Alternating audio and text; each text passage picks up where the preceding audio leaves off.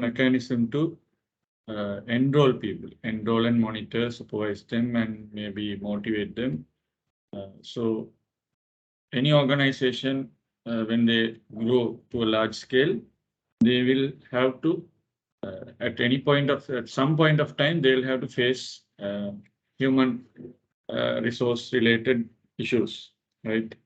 So when it comes to issues, it's not only the problem, but it's about problem. Apart from that, what kind of arrangements need to be there? What kind of mechanisms need to be there? So that's the topic we're going to discuss under this. So the term human resources emphasizes the fact that the people who work for an organization are an indispensable part of the organization's resources, and very often the most important part. So it's something indispensable means something you can't separate from the organization. So they are very important people or important aspects in an organization. So that's what human resources explains. People who work for an organization who are indispensable from the organization's resources. For this reason, the organization will try to ensure that it always has available the appropriately skilled, qualified, and experienced staff that needs in order to exploit its other assets. So they need the correct people, the right people to do the right job. Right? That's what is in summary given there. So this must be done without wasteful overstaffing and within the constraints of what is lawful. So if you are going to get the skilled, qualified, experienced staff, you have to make sure you don't do a overstaffing, because sometimes there might be people who are already doing something properly, and you unnecessarily just hired somebody extra. That's one limit. The other thing is you will also have to make sure you are doing it according to the laws, like the right people, the correct people, I mean, adhering to their wishes, maybe age group, right? Gender, all of these need to be properly considered whether it is lawful or not. So the cost of recruiting new staff is high, and the loss of continuity when staff leaves can also be very expensive. So two scenarios are given where it will be a cost issue. One is if you are going to recruit somebody new, obviously from the company you are going to allocate funds for that. You need to start paying.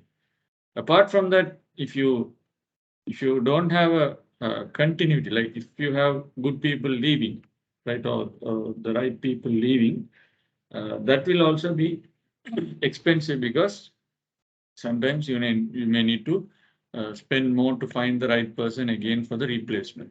So accordingly, the organization will want to keep the staff turnover low, right?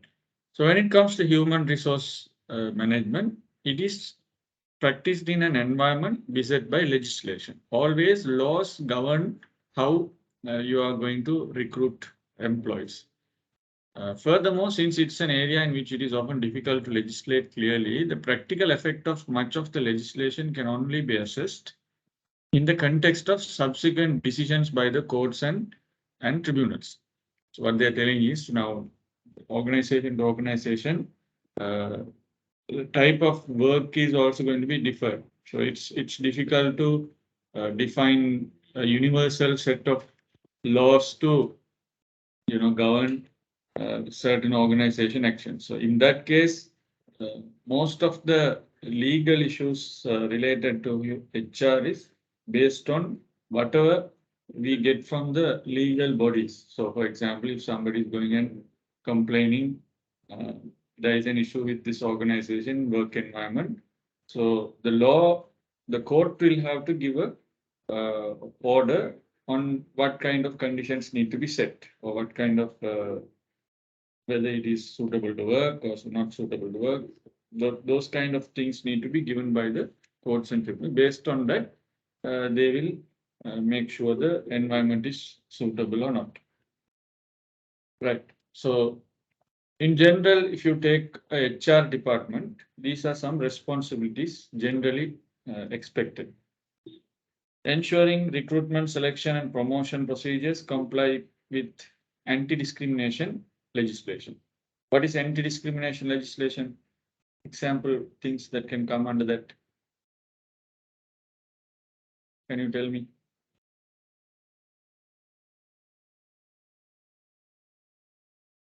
Discrimination, anti-discrimination.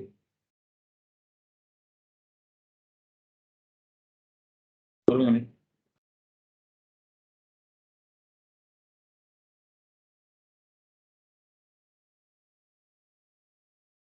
தெரியாதா?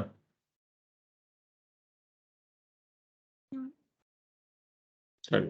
அதாவது age அடிப்படையில், gender அடிப்படையில், வயசு அடிப்படையில் வேறுபாடு காட்டுறது. இதுதான் discrimination சொல்லுவோம்.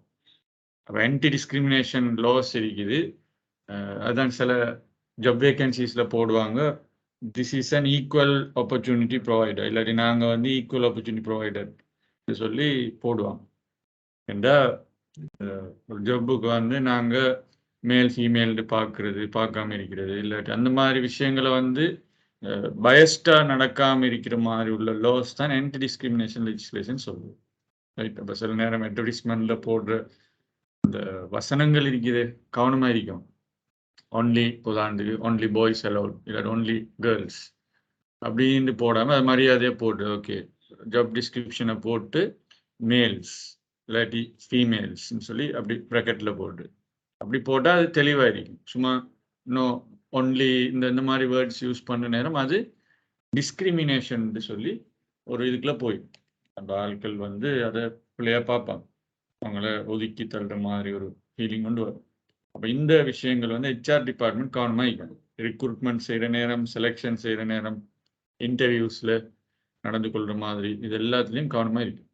ரெண்டாவது ஸ்டாஃப் ட்ரைனிங் அண்ட் டெவலப்மெண்ட் அவங்களோட மெயின் ரெஸ்பான்சிபிலிட்டி. ரிக்ரூட் பண்ணதுக்கு பிறகு they have to do that. Then setting up and monitoring remuneration policy. Remuneration சொல்கிறது என்ன? சம்பளம், அதாவது ஊதியம்.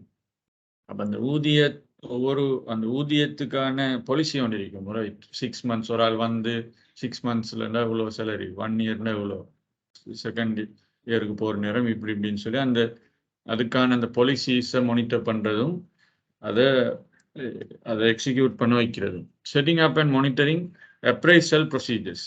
அப்ரைசல் ப்ரொசீஜர்ஸ்னால் அவங்களோட சில முன்னேற்றங்களுக்கான ஏற்பாடுகளை செஞ்சு கொள்வது. உதாரணத்துக்கு ஒரு எம்ப்ளாயி அப்படி ப்ரமோஷன் போகிற அந்த பார்த்தை மானிட்டர் பண்ணுறது. Administrating dismissal and redundancy procedures. யாராவது நாங்கள் விளக்குனா டிஸ்மிஸ் பண்ணால் அல்லது தேவைக்கு அதிகமாக இருக்குதுன்னு சொன்னால் அதுக்கான ஒழுங்கான ப்ரொசீஜர்ஸை எப்படி அட்மினிஸ்ட்ரேட் பண்ணுறது, நிர்வாகம் பண்ணுறது. Some people may come in contracts, அப்போ அதை மெயின்டைன் பண்ணுறது. Work force planning. சில உங்களோட கம்பெனிக்குள்ள குறிப்பிட்ட ஏரியாவுக்குள்ள எத்தனை பேர் தேவைன்னு பிளான் பண்ணுறது. Designing and administrating grievance procedures, being aware of new legislation affecting employment rights and advising management of what the organization must do to comply with it.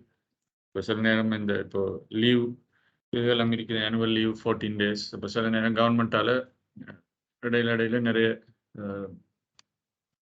என்ன சொல்கிறது, எல்லாருக்கும் ப்ரைவேட் செக்டருக்கும் கிடைக்கிற மாதிரி லீவ்ஸ் அல்லது சேலரி விஷயங்களில் லாஸ் வரும். அப்படியான லாஸ் வர நேரம் ஆர்கனைசேஷன் டாப் மேனேஜ்மெண்ட்டுக்கு இன்ஃபார்ம் பண்ணுறது, ரைட் டைமில் அட்வைஸ் பண்ணுறது, எம்ப்ளாயீஸ் ரைட்ஸை உணர வைக்கிறது, இதெல்லாம் வந்து ஹெச்ஆர் டிபார்ட்மெண்ட்டு ஒரு responsibility. Health and safety of employees, administrative consultative committees, இப்படி it's a very responsible area. இப்போ ஹெச்ஆர் மேனேஜ்மெண்ட்னு சொல்லி நீங்கள் கேள்விப்பட்டிருக்கீங்க, அதுக்கெல்லாம் கோர்சஸ் இருக்குது தனியாக. ரைட். ஹியூமன் ரிசோர்ஸ், ரிக்ரூட்மெண்ட், இந்த மாதிரி இன்டர்வியூ, ஆட்கள் மேனேஜ்மெண்ட், இதெல்லாம் ஒரு பெரிய ஒரு ரெஸ்பான்சிபிளான ஏரியா. ரைட். இப்போ அதில் நெரோ டவுன் பண்ணி சில ரெஸ்பான்சிபிலிட்டிஸ் மட்டும் நாங்கள் பார்க்க போகிறோம். ரைட். அப்போ இதில் ரிக்ரூட்மெண்ட் செலெக்ஷன் சம்மந்தமான டிஸ்கஷன் தான் அடுத்த ஸ்லைட்ஸில் வரப்போகுது. இப்போ ரிக்ரூட்மெண்ட் சொல்கிறது என்ன? It means soliciting applications, and selection means selecting the applicants to whom offers will be made. ரெண்டு டேர்ம் இது, ரெக்ரூட்மெண்ட், செலெக்ஷன். ரெக்ரூட்மெண்ட் சொன்ன அப்ளிகேஷன்ஸ் எடுக்கிறதும் பார்க்கறதும், ரைட், அதை பகுப்பாய்வு செய்கிறது. செலெக்ஷன் சொன்னால் நாங்கள் அதில் இருந்து recruitment செஞ்ச அந்த recruitmentல கிடைச்ச applications-ல இருந்து நாங்க பொருத்தமான candidates choose பண்றது. Before you employ a recruitment agency, you need a description of the job to be fit and the type of qualification or experience you expect in the successful applicant. சரிதானே? Before you employ a recruitment agency, you need description of the job to be filled and the type of qualifications or experience you expect in the successful applicant. அப்ப நீங்க ஒரு ஆளை எடுக்க முன்னுக்கு நீங்க ஒரு recruitment agencyல நீங்க வேலை செய்யற நேரம் நீங்க ஒவ்வொரு ஜாப் சம்பந்தமான அறிமுகம் இருக்கும். இப்போ நிறைய கம்பெனிஸ் வந்து இப்படியான HR கம்பெனிஸுக்கு அட்வர்டைஸ்மெண்ட்ஸை கொடுப்பாங்க. அவங்களோட நீட்ஸை சொல்லுவாங்க, இப்படி இப்படி ஆட்களுக்கு தேவைன்னு. அப்போ நாங்கள் அவங்களுக்கு தெரிவு செஞ்சு கொடுக்குற ஒரு ரெஸ்பான்சிபிலிட்டியில் இருக்கிறதால we have to be sure what the job is, what is the qualification expected, and அந்த எல்லாத்தையும் அனலைஸ் பண்ணி தான் அந்த ரெக்ரூட்மெண்ட் ப்ராசஸை ஸ்டார்ட் பண்ணும். ரைட். இப்போ செலெக்ஷன் பண்ற நேரம் ரெக்ரூட்மெண்ட் சைடு ஓகே. இப்போ செலெக்ஷன் பண்ற நேரம் வேரியஸ் டெக்னிக்ஸை வந்து எம்ப்ளாய் பண்ணலாம். ஒன்று பாப்புலரான ஒன்று தான் இன்டர்வியூஸ், ஃபேஸ் டு ஃபேஸ் பேசுகிற இன்டர்வியூஸ். அது ஆன்லைன்லேயும் நடக்கும் அல்லது இன் பர்சன் இன்டர்வியூஸு கால் பண்ணி செய்கிறது. அது குறிப்பாக senior management, senior technical staff வந்து அதில் சம்மந்தப்படுவாங்க. So this can be a very reliable method of selection, particularly if records are kept, so that you can look back and see how effective each individual's judgment has been. Unfortunately, this approach does not make it easy to demonstrate that equal opportunities legislation has been complied with. அப்போ இதில் உள்ள ப்ரோவும் கான்னும் சொல்லிக்கிறாங்க, நல்ல சைடும் இதில் உள்ள ட்ராபேக்கையும் சொல்லிக்கிறாங்க 1-to-1 இன்டர்வியூவில். சரியா? அப்போ இது வந்து ஏன் ரிலையபிள்னு சொல்கிறாங்கன்னா, ஆல்ரெடி சில நேரம் எங்களுக்கு எம்ப்ளாயிஸ்ட அவர் சிவி அனுப்பிப்பார், அவரோட ரெக்கார்ட்ஸ் இருக்கும். அதை நீங்கள் லுக் பேக் பண்ணி ஃபேஸ் டு ஃபேஸ் பேசின உள்ள டிஃப்ரென்சஸை நீங்கள் புரிஞ்சுக்கணும். ரைட், சிவியில் போட்டதுக்கு மாதிரி அவர் இருக்கிறார். ரெண்டாவது அடுத்த சைடு ஒன்று இருக்குது, சில நேரம் ஈக்குவல் ஆப்பர்ச்சுனிட்டி கிடைக்குமாங்கிறது ஒரு பயஸ்ட் நேச்சர் ஒன்று இருக்க சான்ஸ் இருக்குது. ஆட்களை ஃபேஸ் பண்ணுற நேரம், உதாரணத்துக்கு அவர் கொஞ்சம் டிசேபிள் ஆனால் அல்லது கொஞ்சம் குள்ளமானால், அப்படி இந்த பல ஃபீலிங்ஸ் வரும் இன்டர்வியூ பண்ணுறார்கள். அப்படி வர நேரம் சில நேரம் அவர் பொருத்தமான ஆளாக இருந்தாலும் நாங்கள் சில நேரம் அந்த அன்னைக்குல அவருக்குள்ள டிஸ்மிஷல் நடக்கக்கூடிய சான்ஸ் இருக்கு. ரைட், இது ஒரு மெத்தட். 1-to-1 இன்டர்வியூங்கிறது ஒரு செலெக்ஷன் மெத்தட். அடுத்தது ஒரு பேனல் இன்டர்வியூ பண்ணுறது. Despite extensive research evidence demonstrating its unreliability, this technique is widely used, particularly in the public sector. It tends to favor applicants who are smooth talkers. The panel may well contain a majority of people who are neither professionally competent nor operationally involved in the appointment. சரியா? அப்போ எங்கனைக்குல இப்போ இது வந்து 1-to-1 ஒரு ஆள் interview பண்ணுறது தான் 1-to-1 interviews. இது வந்து ஒரு பேனல் இன்டர்வியூ பண்ணுறது. அப்போ அந்த பேனலில் வந்து இதில் உள்ள இஷ்யூஸ் தான் நிறைய இருக்குதுன்னு சொல்கிறாங்க. இந்த பேனலில் சில நேரம் அந்த சப்ஜெக்ட் ஏரியாவோட சம்மந்தம் இல்லாத ஆட்கள் இருப்பாங்க. பொதுவாக நீங்கள் சில நேரம் இந்த கவர்மெண்ட் இன்டர்வியூஸ்லையும் பார்க்கலாம், சும்மா ஒரு பேருக்கு 4-5 பேரை போட்டிப்பாங்க பேனல்னு சொல்லி. சில நேரம் அது இவலுவேட் பண்ணக்கூடிய லெவலில் உள்ள ஆட்கள் இன்டர்வியூ பண்ணுவாங்க. சில நேரம் இன்டர்வியூ வந்திக்கிறவர் அவரை விட குவாலிஃபைட் கூடினவராக தான் இருப்பார். அப்படியும் இருக்குது, அப்படி நிறைய இடங்கள்ல நடந்துருக்கு. ரைட், ஸோ அதுதான் என்கிட்ட சொல்கிறாங்க. The panel may well contain a majority of people who are neither professionally competent nor operationally involved in the appointment. Such independent members are commonly used, for example, in appointing school teachers and university staff. They are thought to help prevent nepotism and other forms of corruption, but the evidence suggests that they are often responsible for bad appointments. ஏன் மற்ற ஆட்கள் இந்த மாதிரி ஆட்களை போடுறதுண்டா, இப்போ ஒரு நிறுவனத்துல nepotism வந்துடக்கூடாதுன்னு சொல்லி. நெப்போட்டிசம்னு சொல்றது, have you heard this word?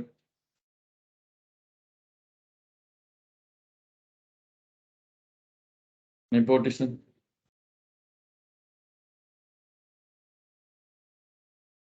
No. Yes. What is it? சும்மா உதாரணம் சொல்லுங்க.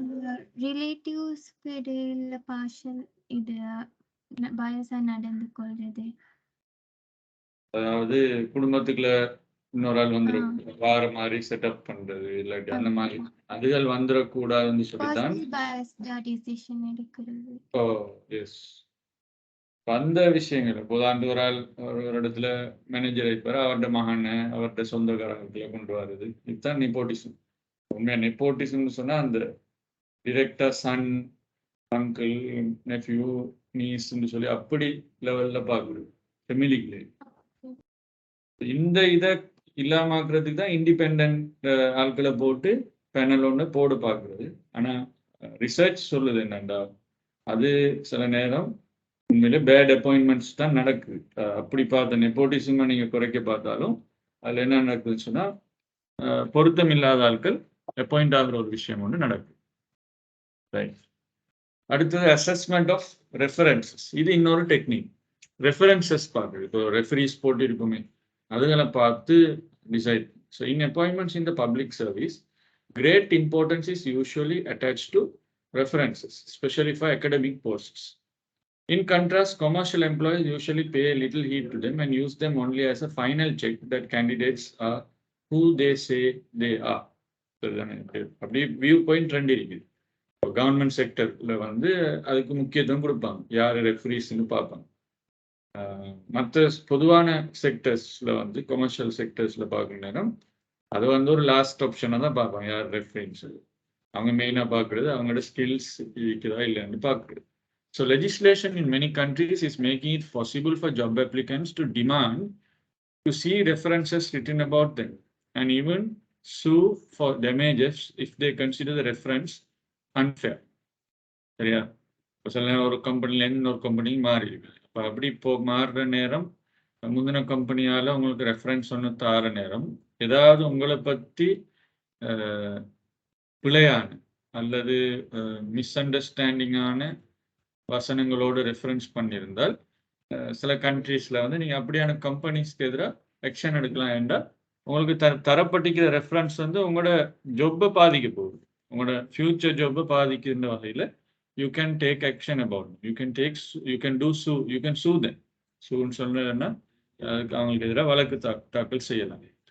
Employers or others who feel that they have been misled by a reference could also sue. இதேமே மற்ற சைடு பிள்ளையான ரெஃபரன்சஸ் தந்து பொய்க்கு ஆட்களோட பேரை போட்டு ரெஃபரன்ஸ் பண்ணி அப்படி கிடைச்சாலும் எம்ப்ளாயர்ஸ் என்ன செய்யலாம், அவங்களோட டைமை வேஸ்ட் பண்ணதுக்காக வேண்டி யார் அப்ளை பண்ணாலும் அவருக்கு எதிராக ஆக்ஷன் எடுக்கலாம்.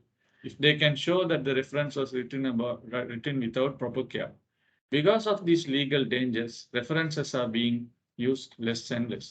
அப்போ அது பொதுவாக இப்போ ஸ்ரீலங்காலெல்லாம் எப்படியும் ரெஃபரிஸ் போடுறது ஒரு ஸ்டைலுக்காக வேண்டியோ ஒரு சப்போர்ட்டுக்காக வேண்டி போடுறது. ஏன் ரெஃபரன்ஸ் போடுறா, நீங்கள் சும்மா பிள்ளையானால் இல்லாமல் இருக்கிறது காட்டுறதுக்கு தான். ரெஃபரி போட்டு போகிற நேரம் அவங்களுக்கு ரெஃபரிஸை கால் பண்ணி சரி கேட்டுக்கொள்வாங்க, இப்படி ஒரு ஆள் இருக்குதா இல்லையா, உங்களுக்கு அறிமுகமானாலா, இதெல்லாம் கேட்டுக்கொள்றது, டபுள் செக் பண்ணி கொள்றதுக்கு தான் ரெஃபரிஸ் போட்டு. மற்றபடி நீங்கள் ரெஃபரிஸ் இல்லாமல் போட்டால் நல்ல விஷயத்தை தான் இன்னைக்கு சொல்கிறாங்க. Because of the legal issues, right? So it depends. அப்போ இது ஒரு டெக்னிக் செலெக்ஷன் பண்ணுறது. இன்னொரு டெக்னிக் தான் சைக்கோமெட்ரிக் டெஸ்ட்னு சொல்கிறது. இதில் 3 இருக்குது: ability, aptitude and personality. Ability tests measure an individual's ability in a general area, such as verbal or numerical skills. அப்படி சில ஆப்டிடியூட் டெஸ்ட் கொடுத்தா அபிலிட்டி அவங்களோட ஸ்பீச் அவங்களோட கணித திறன்களை பார்க்குறது. இந்த விஷயங்கள் இது ஒரு குறிப்பிட்ட ஏரியாவில் டெஸ்ட் பண்ணுறது. ஆப்டிடியூட் டெஸ்ட்னு சொல்கிறது அந்த ஒர்க்குக்கான அவரோட பொட்டென்ஷியலை டெஸ்ட் பண்ணுறது. So it is to measure persons potential to learn the skills needed for a job. Such tests can be fairly effective provided that the ability they are assessing is well correlated with the ability you are looking for. In the past, these were widely used for recruiting trainee programmers. However, results can be spoiled if the candidates have had the opportunity to practice. And this is usually the case nowadays. It is difficult to design satisfactory tests for higher level skills. அப்போ aptitude டெஸ்ட்ங்கிறது ஒரு method. இப்போ இதை சில கம்பெனிஸில் என்ன செய்வாங்கன்னா ஃபர்ஸ்டாகவே interview கால் பண்ணவங்களுக்கு aptitude டெஸ்ட்டை போடுவாங்க. அப்படி ஒரு மெத்தட் இருக்குது. அப்போ ஆப்டிடியூட் டெஸ்ட்டில் ஸ்கோர் நல்ல ஸ்கோர் குறிப்பிட்ட ஸ்கோருக்கு மேலே உள்ள ஆட்களை இன்டர்வியூக்கு கால் பண்ணும். சிலது இருக்குது மாறி இன்டர்வியூக்கு கால் பண்ணி எடுத்துட்டு ஆப்டிடியூட் டெஸ்ட்டை கொடுக்குறது. ஃபர்ஸ்ட் இன்டர்வியூ பாஸ் பண்ணால் நீங்கள் அடுத்த ஆப்டிடியூட் டெஸ்ட்டு செய்ய வேண்டி வரும். சிலது அங்கனைக்குள்ளே நடக்கும். Both face to face interview நடக்கும், ஆப்டிடியூட் டெஸ்ட்டையும் நீங்கள் அங்கனைக்குள்ளே லைவாக செஞ்சு காட்டும். அப்போ அது ஆப்டிடியூட் டெஸ்ட்டும் நடக்கும், அபிலிட்டி டெஸ்ட்டும் அங்கனைக்குள்ள நடக்கும். அப்போ இது ரெண்டு விஷயம். அடுத்தது வந்து personality test. This is an attempt to assess the characteristics of a person that significantly affect how they behave in their relationships with other people. அப்போ இந்த பர்சனாலிட்டி டெஸ்ட் வந்து சில நேரம் உங்களை நீங்கள் இன்டர்வியூவில் உட்கார்றது மூலமா அல்லது நீங்கள் ஆட்களோட பேசுறது கம்யூனிகேஷன், நீங்கள் ஸ்டர்னாக முகத்தை வச்சு கொண்டு இருக்கிறீங்களா, சிரிச்சு கொண்டு கதைக்கிறீங்களா, சில கேள்விகள் கேட்டால் உங்களோட ஒப்பீனியனை கேட்பான். ஒப்பீனியன் பேஸ்ட் கொஸ்டின்ஸ் இருக்கு. ஃபார் எக்ஸாம்பிள் ஒரு சினாரியோ தந்துட்டு what will you do in this situation, how will you help this person, இல்லாட்டி how will you handle this சொல்லி உங்களுக்கு அந்த இன்டர்வியூலே கேட்பான். அப்போ அது மூலமாக நீங்கள் கொடுக்குற ஆன்சரை வச்சு உங்களோட பர்சனாலிட்டி என்னன்னு ஜட்ஜ் பண்ணிப்போம். ரைட். இது சைக்கோமெட்ரிக் டெஸ்ட். இது இன்னொரு வகையான செலெக்ஷன் டெக்னிக். நாங்கள் முன்னுக்கு பார்த்துட்டு வரோம். 1-to-1 interview, interview by panel, assessment of preferences, psychometric test. அடுத்தது வந்து சிச்சுவேஷனல் அசஸ்மெண்ட். இது இன்னொரு technique. This is much used in selecting military officers and by prestigious multinational companies when recruiting new graduates. Military officers மட்டும் இல்லை, சில நேரம் நீங்கள் இந்த நேஷனல் டீமுக்கு, ப்ரொவின்ஷியல் டீம்ஸ், கிரிக்கெட், ஃபுட்பாலுக்கெல்லாம் இப்போ பிள்ளைகள் விளையாட விட்டுட்டு இந்த ஒப்சர்வ் பண்ணுற டீம் வந்து என்ன பார்க்கும், அவரோட ஆக்ஷன்ஸை பார்க்கணும், எப்படி செய்கிறாரு, போலிங் இப்படிதான் எடுக்கு. இப்போ ஒரு ஆள் கிரிக்கெட் டீமுக்கு ஒரு ஆள் எடுக்கணும்னு சொன்னால் அவர் உண்மையாக அன்னைக்குல போல் பண்ணி காட்டணும், ஓடி காட்டணும், எக்ஸசைசஸ் செஞ்சு காட்டணும். இந்த மாதிரி டெக்னிக்ஸை சொல்றது சிச்சுவேஷனல் அசஸ்மெண்ட். அப்படி இது மற்றதை விட டிஃப்ரெண்டானது. ரியல் டைம் ஒரு லைவா ஒரு ஆளோட விஷயத்தை பார்க்குறது. அப்போ சில நேரம் இதை நாங்கள் ஒப்சர்வேஷன் டெக்னிக்னு கூட சொல்லலாம். இப்போ ஒரு ஆள் கம்ப்யூட்டர்ல எப்படி ஒர்க் பண்றாருன்னு தள்ளி இருந்து நோட் பண்றது, ஒரு டைமிங்கை கொடுத்து இவர் எப்படி அதை ஹேண்டில் பண்றாருன்னு ஒப்சர்வ் பண்றது. So this is called situational assessment.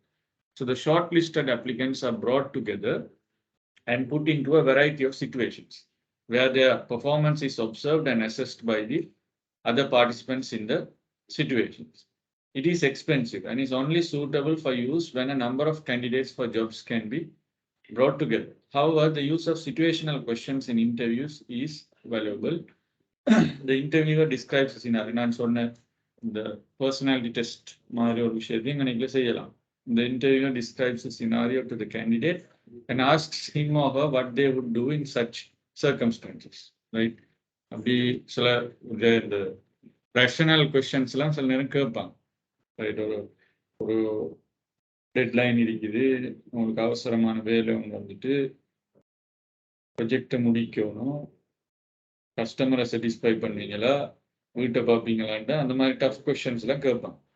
அதுக்கு நீங்க கொடுக்குற ஸ்மார்ட் ஆன்சர்ஸ், எப்படி அதை ஹேண்டில் பண்ணீங்க, இந்த விஷயங்கள் தான் அன்னைக்குல எதிர்ப்பாங்க. இந்த மாதிரி இதில் வந்து சிச்சுவேஷனல் அசஸ்மெண்ட் கேட்டகரியில் வரும். அடுத்து task assessment. Candidates are asked to carry out some of the task that they will be required to do in the job. For example, ask them to write a program. This works very well provided that the tasks the successful candidate will be expected to undertake lend themselves to being assessed in this way. The trouble is that where a job involves some skills that can be assessed in this way and some that can't, the former will tend to be overemphasized. சரியா? சிலது இருக்குது இந்த டாஸ்க்ஸை வச்சு கொண்டு நாங்கள் decide பண்ணலாம் அது செய்யக்கூடிய ஆளா, அந்த வேலையை கொடுத்துட்டு நாம ஒப்சர்வேஷன் தான். இந்த மாதிரி சிச்சுவேஷனல் மாதிரி டிரெக்டா அவரோட வேலையை பார்க்குறது. So thus the ability to write a short program can be easily assessed in this way, but the ability to write a 2000 statement program cannot. It would take too long. அங்கனைக்குள்ள ஒரு ட்ராபேக்னு சொல்றாங்க. சில நேரம் ஒரு சின்ன ப்ரோக்ராமை கொடுக்குற நேரம் கெட்டித்தனமா செய்வார். அதே இதை கொஞ்சம் டஃப்னஸை கூட்டுனா உண்மையாக டஃப்பான கொஸ்டின்ஸ் டஃப்பான ப்ராப்ளம்ஸ் கொடுக்குற நேரம் எங்களுக்கே விளங்கும், அதுக்கு டைம் கூட எடுக்கும் சொல்லி. இப்போ அதுக்கு நாங்கள் நிறைய டைம் ஸ்பெண்ட் பண்ண வேண்டியது. ஒரு ஆள் ஒவ்வொரு நபருக்கும் you may have to spend lot of time. அப்படி ஒரு பெரிய ப்ரோக்ராமை கொடுத்து செய்யக்கூடிய அசஸ்மெண்ட் உங்களுக்கு செய்யலை, டாஸ்க் அசஸ்மெண்ட்டை வச்சுக்கொண்டு செய்யலை. அது ட்ராபேக்கு எனக்கு சொல்றேன். Right. So unfortunately, there are many people who can write short programs, but not long ones. அப்படிதான் நேச்சர் இருக்குது. எல்லாரும் பெரிய ப்ரோக்ராம்ஸ் எழுத மாட்டாங்க, ஷார்ட் ப்ரோக்ராம்ஸ் தான் எழுதுவோம். Whatever it is, this is also available as an option. அப்போ இது ப்ரோக்ராமரோட சம்மந்தப்பட்ட அசஸ்மெண்ட் எப்படி செய்யணும்னு சொல்லுவாங்க. அப்படி நாங்கள் வேற ஜாப் ரிக்ரூட்மெண்ட்ஸுக்கும் இந்த ஐடியாவை நாங்கள் பிரயோகிக்கணும். Right.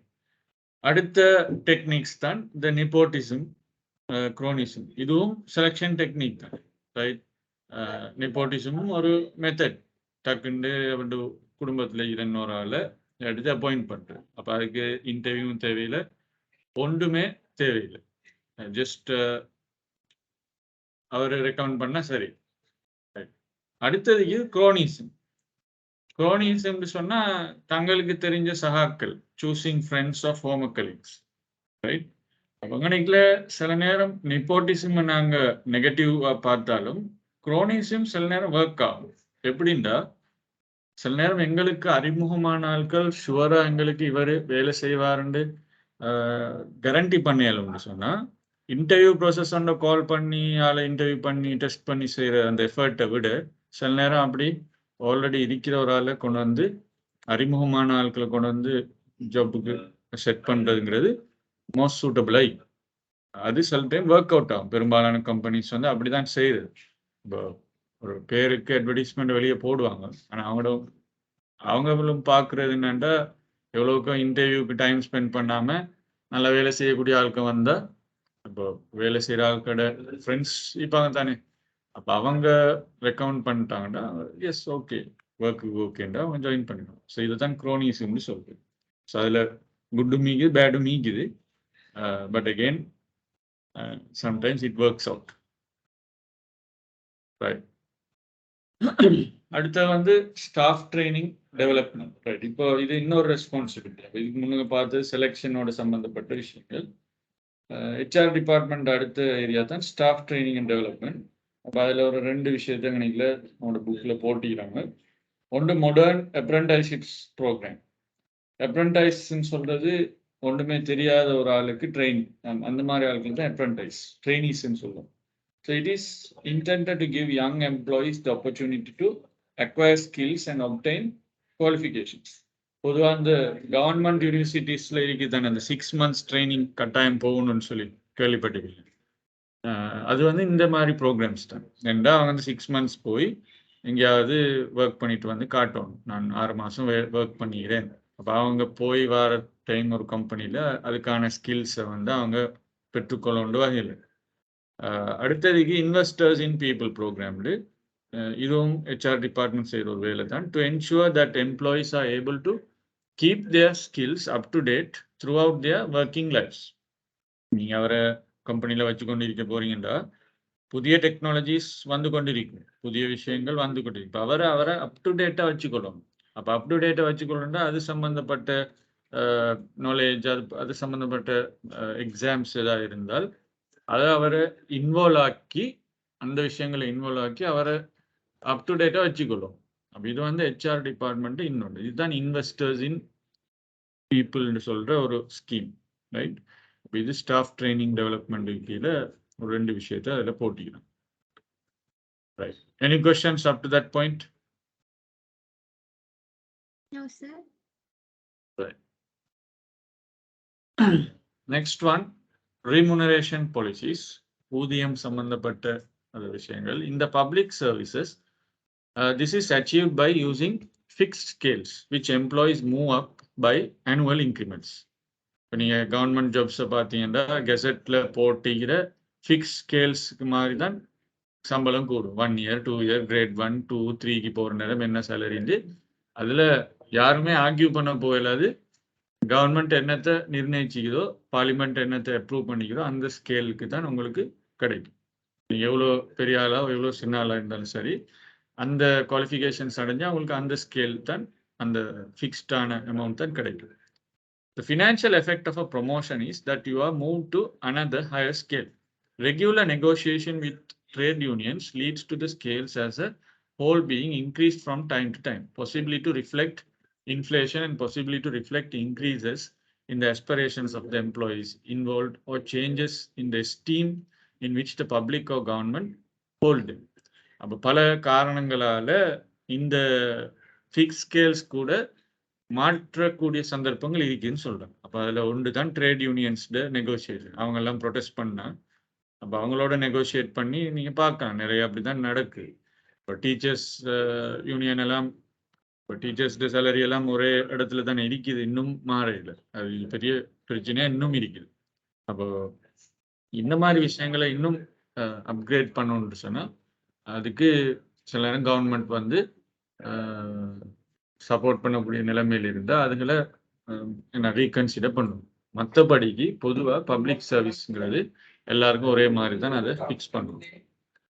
Some systems also include provision for allowances for specific responsibility. For example, being a dean or being in charge of keeping school premises tidy. Responsibility அடிப்படையிலையும் சில நேரம் அலவன்சஸ் வேறையா கொடுக்கும். சம்பளம் ஒன்று கிடைக்கும், அலவன்ஸுங்கிறது மேலதிகமாக கிடைக்கிற ஒரு விஷயம், ரைட்? இப்போ உதாரணத்துக்கு ஒரு ஆள் ஒரு ஒரு இடத்துல டீச்சராக இருப்பார். அவர் டீச்சராக இருக்கிற ஒரு ஆளுக்கு அவரை டிப்யூட்டி பிரின்சிபலாகவும் போட்டிங்கன்னு சொன்னால் அப்போ அந்த டிப்யூட்டி பிரின்சிபல் ரோலுக்குன்னு சொல்லி ஒரு அலவன்ஸ் பே பண்ணப்படும். ரைட்டா? அப்படி இல்லாட்டி ஸ்கூலில் டிசிப்ளின் கமிட்டிக்கு அவர் பொறுப்பு நினைப்பார். அப்படி செய்யறது இல்லை எல்லாத்துலையும், எல்லாரும் வாலண்டரியில தான் செய்யறது. பட் ஐம் டெல்லிங் இஸ் அந்த மாதிரி விஷயத்தான் கணக்கில் விளங்கிக்கலாம். அலவன்ஸுங்கிறது ஸ்பெசிஃபிக் ரெஸ்பான்சிபிலிட்டிஸ்க்கு பே பண்ணுது.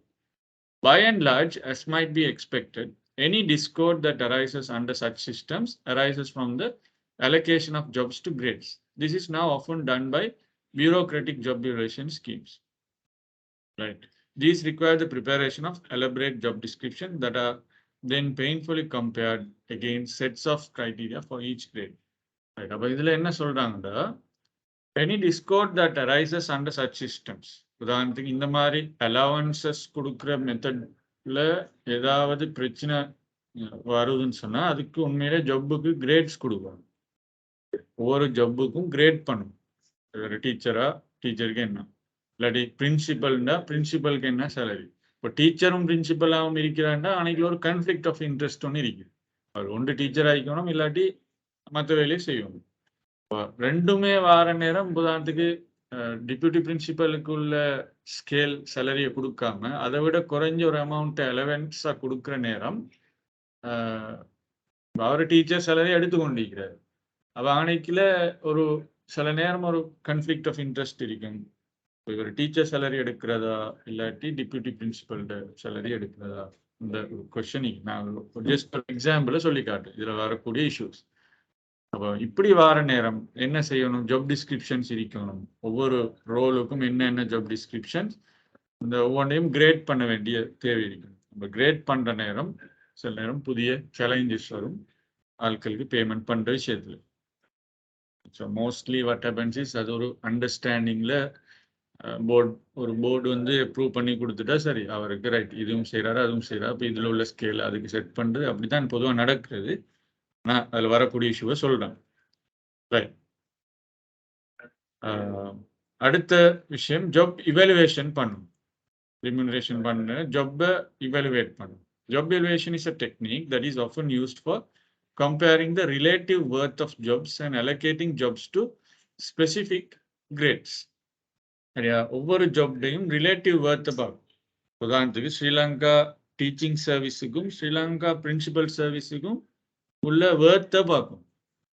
இன்றைக்கு பார்த்தீங்கன்னு சொன்னா ஸ்கூல்ல பிரின்சிபல் ஒரு முக்கியமான ஆள், அவர் ஹெட் ஆஃப் த ஸ்கூல். ஆனா ரியாலிட்டி என்ன, டீச்சிங் சர்வீஸ்ல இருக்கிறத விட பிரின்சிபல் சர்வீஸ்ல இருக்கிறவரோட சேலரி ஸ்கேல் வந்து குறைவு. Do you know that in government sector? No, sir. You are aware of that? Yeah, no. இல்ல தெரிஞ்சுக்கலாம். நீங்க ஒரு டீச்சிங் இண்டஸ்ட்ரிக்குள்ள போறதா இருந்தா எஸ்பெஷலி கவர்மெண்ட் செக்டருக்குள்ள போறதா இருந்தா இதுதான் இந்த நாடு ஃபுல்லா ஒரு பிரச்சனை ஆகிக்குது. என்னன்னா ஒழுங்கான பிரின்சிபல்ஸ் இல்லைன்ற ஒரு ஃபேக்ட் வந்து இதுதான். சேலரி ஸ்கேல் என்ன நடக்கும்டா ஆணிகளை போனதோடைய ஸ்கூலுக்குள்ளேயே கான்ஃப்ளிக்ட் ஆஃப் இன்ட்ரெஸ்ட் வரும். இவர் நம்மளோட குறைய சம்பளம் எடுக்கிறாரு, இவருக்கு நாங்க கட்டுப்படணுமா இந்த ஒரு ஈகோ மனப்பான்மை பார்ப்போம். ரைட். அப்ப இது ஒரு அன்னைக்கு ஒரு மேட்டர் ஒன்று. இப்படி ரிலேட்டிவ் ஒர்த் எந்த ஜாப் எடுத்தாலும் ஒவ்வொரு ஜாப்ட ரிலேட்டிவ் ஒர்த்தை கொண்டு வரோம். ஏதாவது ஒன்றோட நாங்க ஒரு மட்டத்துக்கு கொண்டு வரோம். அது இருக்கிற வேல்யூவை பார்க்கணும். So job evaluation must always involve an element of individual judgment, but the aim is to be as objective as possible. Anti-discrimination legislation has led to the need for organizations to be able to demonstrate that they comply with the doctrine of equal pay for work of equal value. பண்டிகை அதுக்கு சட்ட மூலங்கள் வந்திருக்குது அப்படின்னா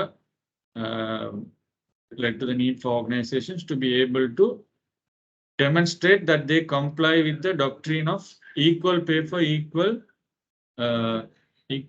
for work of equal value. அதாவது ஒரே மாதிரி value உள்ள ஜாப்ஸுக்கு ஒரே மாதிரி சம்பளம். உதாரணத்துக்கு எஸ்எல்ஏஎஸ் படிச்சுக்கிற ஒரு ஆளுக்கு எஸ்எல்ஏஎஸ் கிரேட் 3ல இருக்கிற ஒரு ஆள் டீச்சருக்கு ஈக்குவலா இருப்பாரு ஃபார் எக்ஸாம்பிள். இல்லாட்டி எஸ்எல்ஏஎஸ் 1ல இருக்கிறார் டீச்சருக்கு ஈக்குவலா இருக்கிறார். அப்படிதான் இப்போ அந்த ஆர்குமெண்ட் போகுது. என்ன நடந்துச்சுன்னு சொன்னா ஓவர் டைம் ஒரு கட்டத்துல டீச்சர்ஸும் எஸ்எல்ஏஎஸ் ஆஃபீஸர்ஸும் வந்து ஒரே சம்பளம் எடுத்துக்கொண்டு இருந்த ஒரு காலம் இது 1996ல. இன்றைக்கு டீச்சர்ஸ்ட சேலரி அப்படியே இருக்கத்தக்கன எஸ்எல்ஏஎஸ்ல இருக்கிற ஆள்களோட சேலரி மட்டும் இன்க்ரீஸ் ஆகிக்குது. 3 மடங்கு அதிகரிச்சு. இதுதான் இன்னைக்கு டீச்சர்ஸ் யூனியன் எல்லாம் ஆர்கியூ பண்ற one of the main points. ஏன் நீங்க இந்த equal pay for equal value ஏன் டீச்சர்ஸை நீங்க அந்த இதோட கம்பேர் பண்ணி இன்க்ரிமெண்ட் பண்ண இல்லை, ஒரு இன்க்ரிமெண்ட்டும் பண்ண இல்லைன்ற ஒரு ஆர்குமெண்ட் அவங்க வைக்கிறாங்க. Right.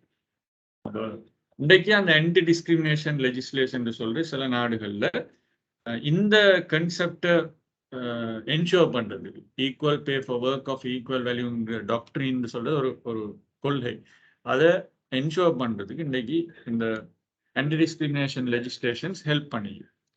So job evaluation has a valuable role to play here. In the private sector, mergers and acquisitions of one company by another also lead to a need to harmonize remuneration policy, and job evaluation is a valuable tool in this circumstance. When organizations merge ஆகுது, ஒரு company இன்னொரு கம்பெனியை வாங்குது, acquisition நடக்குது. அப்படி வார நேரம் job evaluation technique use பண்ண வேண்டியது. அந்த கம்பெனியும் இந்த கம்பெனியில உள்ள ஜாப்ஸை மர்ஜ் பண்ணணும். ஏன்னா அவங்களோட ஸ்கேலுக்கும் இங்க உள்ள ஸ்கேலுக்கும் எப்படி அதை ஹார்மனைஸ் பண்றதுங்கிறது ஒன்றா ஒரு ஒரு என்ன சொல்ற ஒற்றுமையோட கொண்டு போற விஷயம் கொண்டு செய்ய வேண்டியது, ஒத்து போற மாதிரி செய்வோம். அப்ப அதுல ஜாப் எவலுவேஷன் டெக்னிக் வந்து யூஸ் பண்ண வேண்டி வரும். It also has a place in younger, rapidly growing companies, புதிய companies, where it is used to underpin the reward system to provide clarity and consistency, while flexibility is maintained. எல்லா இடத்துலையும் flexibility வச்சுக்கொண்டு இந்த job evaluation technique நாங்க use பண்றது, judge பண்றது, ஒவ்வொன்றையும் value பண்ற வேலையை செய்ய வேண்டியது. Many organizations are now using job evaluation as the basis for flatter, broad-banded pay structures. பல வகையில ப்ராட்பேண்டுங்கிறது நல்ல வியாபிச்ச முறையில் இருக்கிற பேமெண்ட் ஸ்ட்ரக்சர்ஸுக்கு இந்த ஜாப் எவலுவேஷன் டெக்னிக்கை யூஸ் பண்றாங்க. Having extended pay ranges means that the emphasis moves away from promotion as the only way of progressing, with an expectation that lateral movement between functions may be more common. இப்படி ப்ராட்பேண்டட் பே structures வார நேரம் உள்ள ஒரு விஷயம் என்னன்னா, கம்பெனின்ற வகையில் ஒரு ஆளை ப்ரொமோட் பண்ற விஷயத்துக்கு நீங்க யோசிக்க தேவையில்லை. இப்போ சில நேரம் அவருக்கு ப்ரொமோஷனுக்கு கொடுக்கறத இப்படி ஹைரார்கிக்கல் ஸ்ட்ரக்சர்ல அவரோட சேலரியை கூட்டி கொண்டு போற நேரம் சில நேரம் அதுக்கு கலியாகும். ஏண்டா ஒரு ஆளை ப்ரொமோட் பண்ற நேரம் புதிய லெஜிஸ்லேஷன்ஸ்ல இருக்கும், ப்ரொமோட் பண்ற நேரம் அதுக்குள்ள வேல்யூவையும் இதையும் கொடுக்க வேண்டி வரும். அதை விட்டு போட்டு நீங்க அலவன்ஸ் ஸ்டைல்ல கூட்டிட்டு போனீங்கன்னா அப்போ அந்த ப்ரொமோஷனை பற்றி யோசிக்க வேண்டிய ஒரு தேவையில்லை ஆர்கனைசேஷன். அப்போ அது நிறைய கம்பெனிஸ் டெக்னிக்காக செய்வாங்க. என்னென்னா ஆட்களை ஒரு சாட்டிஸ்ஃபை பண்ணி ஒரு ஃபிக்ஸ் சேலரியை வச்சுட்டு, ஏன்னா ஃபிக்ஸ் சேலரிக்கு தான் இபிஎஃப் இடிஎஃப் கட்டும், அலவன்ஸை கூட்டுவோம். அலவன்ஸ் அந்த மெடிக்கல் அலவன்ஸ், ட்ராவலிங் அலவன்ஸ், அது இதுன்னு சொல்லி அதுக்கு 5,000 10,000 சொல்லி அப்படியே அட் ஆகிட்டு வரும் சேலரி. அப்படி வார நேரம் என்ன நடக்கும்னா, இப்போ இவரோட ரோல் சீனியர் சாஃப்ட்வேர் இன்ஜினியர்னா சீனியர் சாஃப்ட்வேர் இன்ஜினியராகவே இருப்பார் 5 வருஷத்துக்கு. ப்ரொமோஷன் நடக்காது, பட் அவரோட சேலரி கூடிக்கும். சேலரின்னு சொல்லணும்னா நெட் இன்கம் கூடிக்கும். People are satisfied. ஆனால் இன்னொரு வகையில் பார்க்கணுன்னா அவரோட ப்ரோக்ரஸ் நிற்காது. அவரோட அடுத்த லெவலுக்கு போகிற விஷயங்கள் பெருசாக இருக்காது. அப்படி ஒரு விஷயமும் இருக்குது. நீங்கள் ஆர்கனைசேஷன்ஸ், சில ஆர்கனைசேஷன் இந்த டெக்னிக்ஸ் யூஸ் பண்ணுங்க. So it has often been the case in the IT industry that the only way in which highly competent designers could be rewarded adequately was by promoting them to managerial positions for which they were unsuitable, turning good designers into bad managers. ஒரு டிசைனரை தான் வச்சுக்கொள்ளணும் அப்படி ஒரு விஷயம் சொல்றாங்க. டிசைனரை திடீர்னு மேனேஜருக்கு மாற்றிக்கிட்டா அவங்களுக்கு management தெரியாமல் போகும்.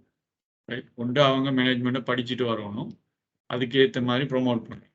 இல்லாட்டி என்ன நடக்கும்டா, சும்மா ப்ரொமோட் பண்ணுற நோக்கத்துக்காண்டி ப்ரொமோட் பண்ணி விட்டோம்டா அது அவனுக்குள்ள விஷயம் நடக்காது.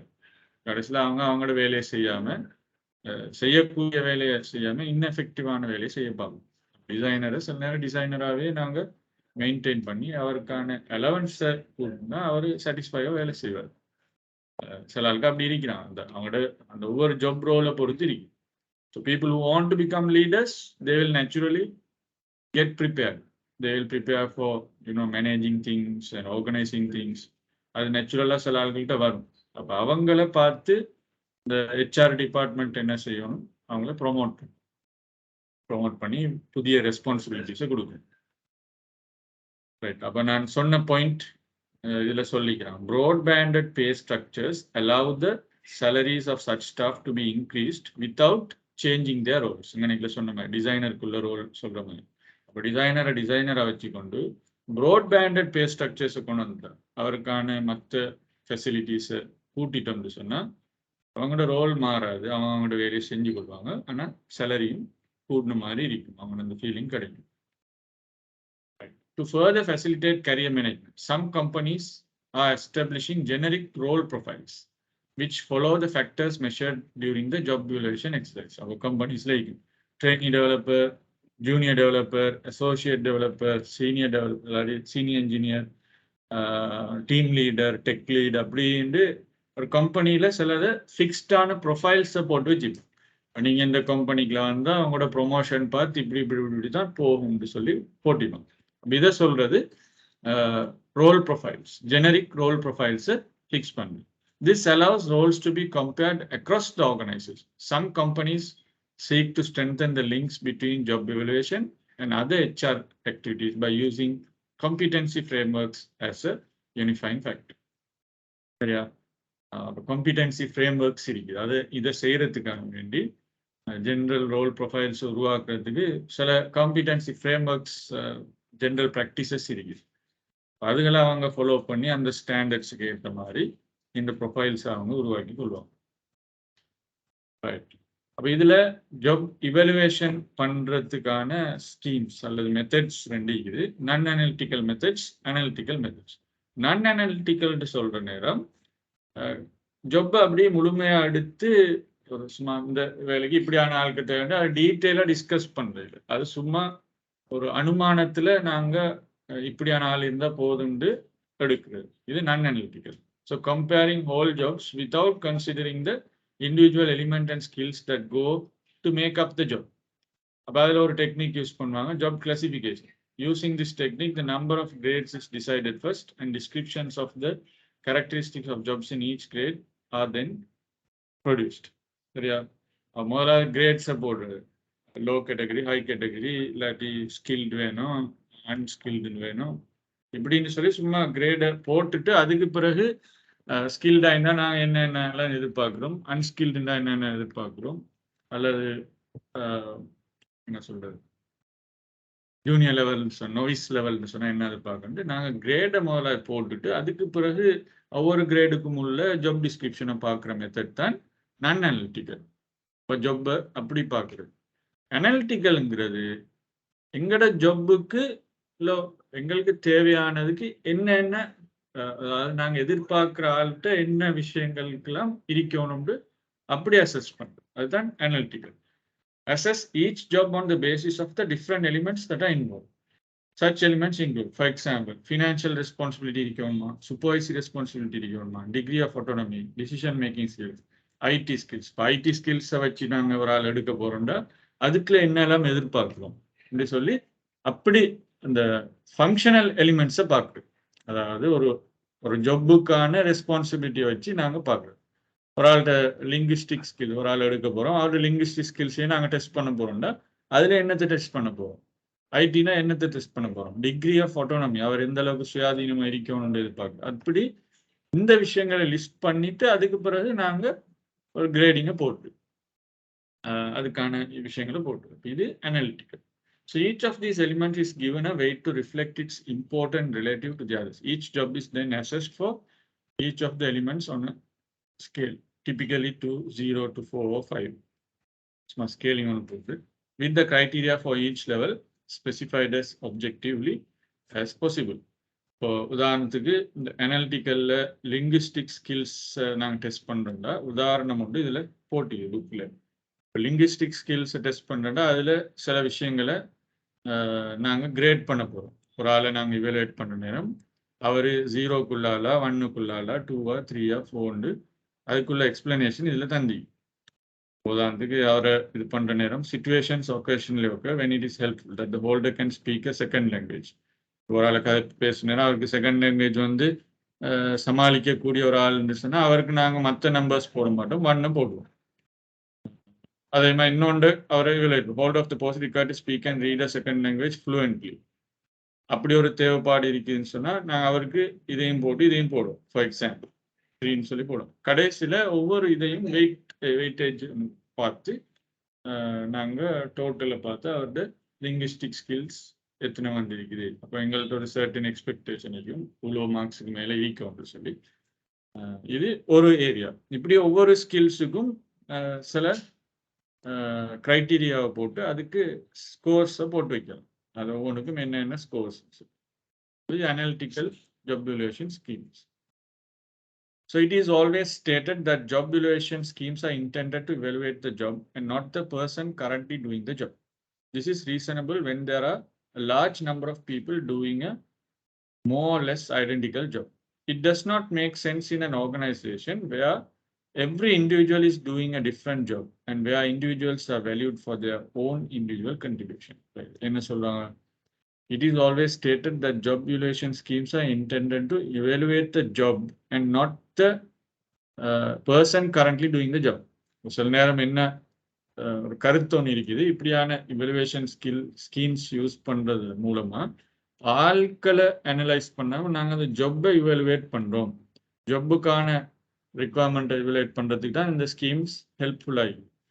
இப்போ இது சில நேரம் ஜஸ்டிஃபை பண்ணலாம் என்னத்துக்குண்டா when there are a large number of people doing a more or less identical job. Right? ஒரே மாதிரி வேலையை செய்யக்கூடிய நிறைய பேர் இருப்பாங்களான்னு சொன்னால், நிறைய ஒரே மாதிரி ஜொப்பை செய்யக்கூடிய நிறைய நபர்கள் இருப்பாங்கன்னு சொன்னால், கிட்டத்தட்ட ஒரே மாதிரியான ஜொப்பை செய்கிறாங்கன்னு சொன்னால் அந்த இடத்துல இந்த ஜாப் இவலுவேஷன் ஸ்கீம் வந்து ஹெல்ப்ஃபுல்லாக. எல்லாருமே வித்தியாசமான ஜாப் செய்வாங்களா இருந்தால் அது சில நேரம் இந்த job evaluation scheme யூஸ் பண்ணல. It does not make sense in an organization where every individual is doing a different job. உதாரணத்துக்கு நாங்கள் ஒரு கம்பெனியில் வந்து ஒரு குறிப்பிட்ட வேலையை தான் எல்லாரும் செய்யணுன்ற வார நேரத்தில் நாங்கள் job evaluation scheme இந்த மாதிரி ஒன்றை யூஸ் பண்ணி இப்போ லிங்குவிஸ்டிக்கு மற்ற ஐடிக்கு இப்படின்னு சொல்லி எல்லாருக்கும் ஒரே மாதிரி நாங்கள் அந்த ஸ்கீமை இது பண்ணலாம். எங்களோட ஜாப் வந்து ஒரு ஏரியா தான், ஆனால் எங்களோட கம்பெனிக்குள்ள பல ஏரியாஸ் வரப்போகுது. If everybody is doing a different job அவங்களுக்கு நாங்கள் இந்த காமன் ஜாப் ஸ்கீம் இவலுவேஷன் செய்ய இல்லை. ஏண்டா அது டிஃபர் ஆகும், ஒவ்வொரு ஜாப்புக்கும் டிஃப்ரெண்ட்டான நேச்சரில் அந்த அந்த க்ரைட்டீரியாஸ் வரப்போகுது. ரைட்? உதாரணத்துக்கு இந்த லிங்குவிஸ்டிக்கில் சொல்கிற சிச்சுவேஷன் ஒகேஷனில் okay when it is helpful that order can speak a second language. இப்போ இந்த செகண்ட் லாங்குவேஜ் ஸ்பீக் பண்ணுற லிங்குவிஸ்டிக் ஸ்கில் சில நேரம் ஒரு ப்ரோக்ராமருக்கு தேவையில்லை, அவருக்கு இந்த க்ரைட்டீரியா தேவைப்படாது. இல்லாட்டி இன்னொரு ஜாப் ரோல் இருந்தால் அவருக்கும் இது தேவைப்படாது. சில நேரம் கேன்டீன் நடத்துற ஒரு ஆளுக்கு இது தேவைப்படும். அல்லது கஸ்டமரோட கதைக்க போற ஒரு ஆளுக்கு இது தேவைப்படும். அந்த மாதிரி அதுதான் கணக்குல பாயிண்டா சொல்றாங்க. So if every individual is doing a different job, this does not make sense. But if there are more people doing identical job, this will be reasonable. அதுவெல்லாம் இந்த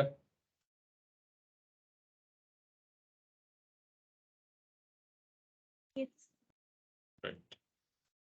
So when job evaluation schemes are first introduced, it is usual to ask each employee covered by the scheme to complete a fairly lengthy form describing their job. The questions on the form are often worded in ways that are open to more than one interpretation. Thus, a person whose job being right, okay, when job evaluation schemes are first introduced, it is usual to ask each employee covered by the scheme to complete a fairly lengthy form describing the job. பொதுவாக இதை fill பண்ற நேரம் ஒவ்வொரு ஆட்கள்கிட்டையும் அவங்களோட job to complete a fairly lengthy form describing அவங்களோட job சம்பந்தமான பெரிய ஒரு இன்ஃபர்மேஷன் அவங்க ஃபில் பண்ண வேண்டியது வந்து இருக்குது. பொதுவாக அந்த ஸ்கீம்ஸ் அறிமுகப்படுத்தினேன். அப்போ அதில் கேட்குற கேள்விகள் எப்படி இருக்கும்டா, the questions on the form are often worded in ways that are open to more than one interpretation. ஒன்றுக்கு மேற்பட்ட கருத்து வரக்கூடிய மாதிரி தான் அது ஓப்பனாக இருக்கும். வெரி ஸ்பெசிஃபிக்காக இல்லாமல் ஒரு ஆள் ஒரு மாதிரி ஜட்ஜ் பண்ணலாம், அந்த வேர்டிங்கை இன்னொரு மாதிரி புரிஞ்சு கொள்ளலாம், அப்படிதான் இருக்கும். So a person whose job includes looking after petty cash, for example, அப்போ ஏன் இந்த more than one interpretationக்கான எக்ஸாம்பிள் ஒன்று காட்டுறான். அது எப்படி ஆட்கள் ஒரே கேள்வியை வித்தியாசமாக எடுக்கலாம். எக்ஸாம்பிள் ஒன்று சொல்றான். A person whose job includes looking after petty cash may reply no to the question, does your job carry any financial responsibility? சொல்லி உதாரணத்துக்கு சின்ன கேஷ் எதிர்பார்க்குற ஒரு ஆளுக்கு இப்படியான ஒரு கேள்விக்கு அவர் நோண்டு போடலாம். On the grounds that they make no decisions about what the money is spent on. சரியா? அவங்களோட வேலை கேஷ் கலெக்ட் பண்றது, என்னத்துக்கு செலவழிக்குதுன்னு சொல்லி அவங்கள்ட்ட ரெஸ்பான்சிபிலிட்டி இல்லாததால அவங்களோட எதிர்பார்ப்புல இந்த கேள்விக்கு நோண்டு போடுவாங்க. ஆனா எஸ்ன்னு போடக்கூடிய ஆளுக்கு எப்படி யோசிப்பாங்க? Because it's their job to make sure that all petty cash is correctly accounted for. என்னத்துக்கு ஸ்பெண்ட் ஆகுதுன்ற விஷயத்துக்கு பெட்டி கேஷ்னா உங்களுக்கு நான் கையில் கொஞ்சம் காசு கொடுத்து வைக்கிறது அவசர செலவுகளுக்கு. அப்போ அவசர செலவுகள் கொடுக்குற நேரம் அது வந்து நிறைய சில நேரம் ரொம்ப கொஸ்டின் பண்ணப்படாது. அந்த ஆட்களுக்கு பெட்டி கேஷ் கொடுக்கறது அந்த 500 எப்படி செலவழிச்சாங்கன்னு அவங்களுக்கு ஒரு ஒதுக்கீடு கொடுக்கப்படும் ஒவ்வொரு ஆள்களுக்கு. அந்த பெட்டி கேஷுக்கு வந்து மட்டும் ஃபோக்கஸ் பண்ணுற ஒரு ஆளாக இருந்தால் அவர் அதுக்கு ஃபினான்ஷியல் ரெஸ்பான்சிபிலிட்டி எடுக்க மாட்டார். ஆனால் சில நேரம் ஒரு பெரிய போஸ்ட்ல இருக்கிற ஆளுக்கு அந்த பெட்டி கேஷ் வந்து ஒரு முக்கியமான விஷயமாയിരിக்கும். ஏன்னா அது கம்பெனியோட பேமெண்ட் மெயின் ஃபண்ட்ல இருந்து போற ஒரு இதாக இருக்கிறதுல அவர் இந்த மாதிரி ஒரு கேள்விக்கு அவர் எஸ்ன்னு போடுவார். அப்போ இந்த மாதிரி விஷயத்த சொல்றாங்க. நினைக்கிறேன் ஓப்பன் எண்டட் கொஸ்டின்ஸ் ஆகிக்கும், where it can have more than one interpretation. So the cumulative effect of such misinterpretations can be very great and lead to significant differences in remuneration between people doing identical jobs in different parts of the organization. ஒரு ஆர்கனைசேஷன்ல ஒரே மாதிரி job வித்தியாசமான ஏரியாஸ்ல அவங்க செய்யற நேரம் சில நேரம் கணக்குல சம்பள அடிப்படையில் பார்க்க நேரம் டிஃப்ரென்சஸ் வரும். ஏன்னா இந்த மாதிரி காமன் கொஸ்டினை டிஃப்ரெண்டா இன்டர்பிரேட் பண்றது மூலமாக அங்கனைக்குல அவங்களுக்குள்ள பேமெண்ட் இதுகள்ல வித்தியாசம் ஏற்பட சான்ஸ் இருக்குது. இந்த விஷயம் சொல்றோம். So these are some matters or issues you need to consider. அதில் ஒரு ஃபர்ஸ்ட் பார்ட்டு தான் நாங்கள் பார்த்துக்கிறோம், ஹியூமன் ரிசோர்ஸ்.